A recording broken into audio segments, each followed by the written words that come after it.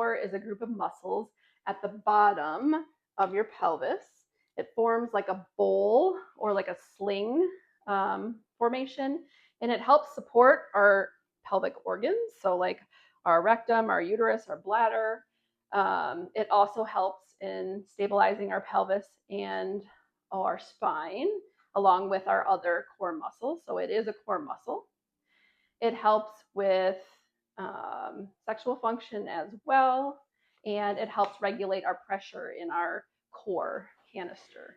So a lot of people think if they have like leaking or prolapse or issues with their pelvic floor that they just have weak pelvic floor muscles, right? But they actually could have tight pelvic floor muscles.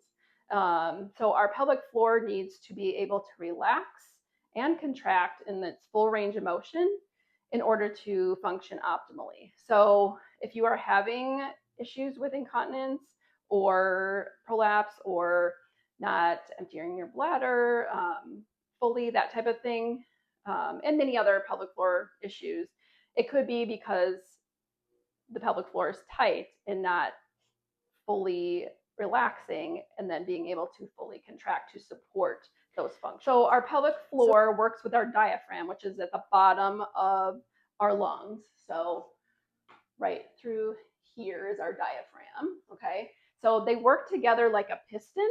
So when you breathe in, you inhale deeply into that diaphragm, your diaphragm flattens, it contracts and flattens, and your pelvic floor lengthens and relaxes.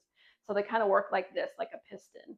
And so they help regulate pressure in our core canister here together. So Kegels are often thought of as a part of or a big part of pelvic floor therapy, which they can be for sure. But I've had a lot of patients come in and say, oh, I know I should be doing my Kegels, or I haven't done Kegels, but that may not be appropriate for everybody. And Kegels are often just one piece of the puzzle or one piece of the treatment pie when we are rehabbing your pelvic floor. So your pelvic floor, again, works with all your other core muscles. And doing Kegels can actually encourage tension. And so if you have tight pelvic floor muscles, Kegels or Kegels, however you want to say it, they aren't always appropriate.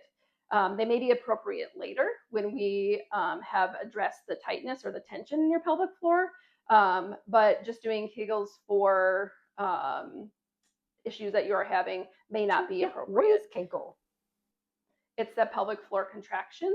So kind of pulling those pelvic floor muscles up like you're trying to hold pee in or gas in.